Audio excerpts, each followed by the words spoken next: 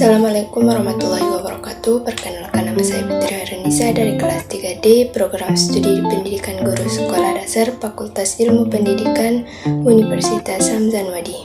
Baik, di sini saya akan menjelaskan salah satu cabang ilmu filsafat, yaitu epistemologi.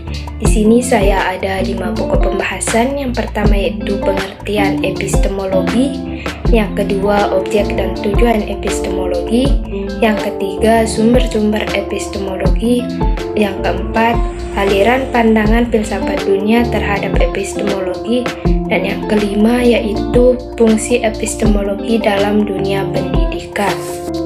Baik, langsung saja kita kepada pokok pembahasan yang pertama, yaitu pengertian epistemologi, di mana epistemologi ini berasal dari bahasa Yunani yaitu episte dan logos, di mana episte berarti pengetahuan dan logos yang berarti teori atau ilmu. Jadi, epistemologi dapat diartikan sebagai teori pengetahuan, atau dalam bahasa Inggrisnya sering disebut sebagai theory of knowledge.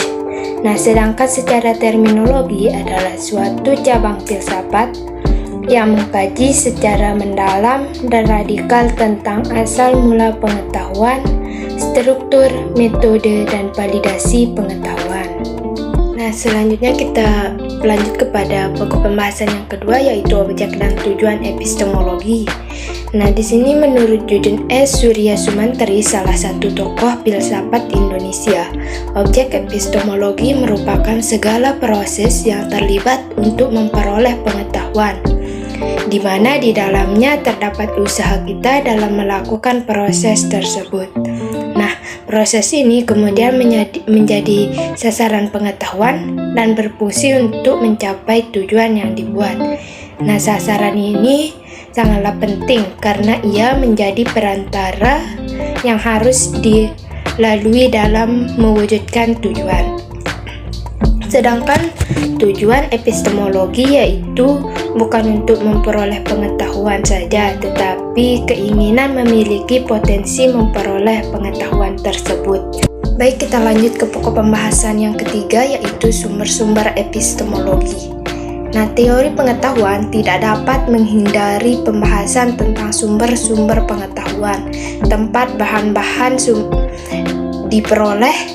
Sumber-sumber ini menurut filsuf adalah indera, akal, dan hati. Ada juga yang berpendapat bahwa sumber-sumber epistemologi antara lain yaitu alam, rasio dan hati, sejarah, indera, nalar, otoritas, intuisi, wahyu, dan yang terakhir yaitu keyakinan. Baik, selanjutnya yaitu pokok pembahasan kita tentang aliran pandangan filsafat dunia terhadap epistemologi.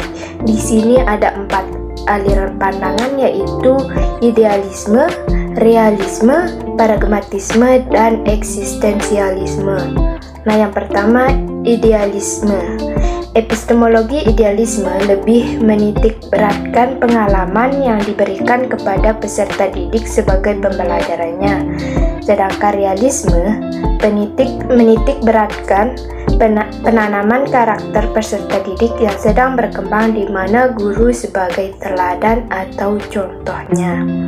Yang selanjutnya, yang ketiga, yaitu pragmatisme, mengatakan bahwa ilmu pengetahuan harus mendatangkan perubahan. Jika tidak, maka tidak disebut pengetahuan. Yang terakhir yaitu eksistensialisme. Eksistensialisme lebih ke arah kebebasan, di mana peserta didik diberikan kebebasan dalam berpendapat dan lain sebagainya. Baik, kita lanjut ke pokok pembahasan kita yang kelima atau yang itu fungsi epistemologi dalam dunia pendidikan. Nah, epistemologi dalam dunia pendidikan bertugas melakukan usaha untuk menetapkan sebuah kebenaran yang berasal dari sebuah isi pemikiran dan divalidasi oleh metode ilmiah. Itulah mengapa epistemologi dalam dunia pendidikan juga berperan penting sebagai sarana untuk mengetahui berbagai variasi kebenaran pengetahuan.